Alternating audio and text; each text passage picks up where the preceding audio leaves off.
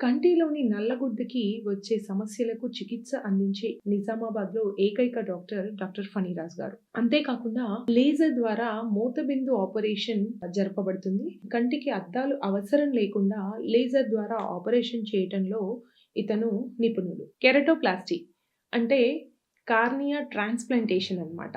ఇందులో కూడా డాక్టర్ ఫణిరాజ్ గారు నిపుణులు. గ్లూకోమా అనేది ఒక సమస్య. కంట్లో వచ్చే నీటి కాసులు అని కూడా అంటారు వీటిని.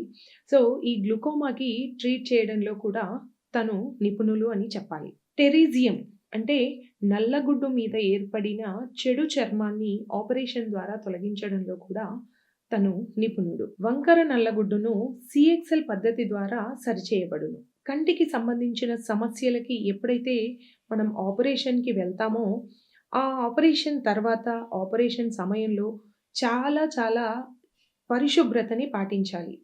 అలాగే స్వీయ పరిశుభ్రత, మన చుట్టుపక్కల కూడా చాలా పరిశుభ్రంగా ఉండాలి.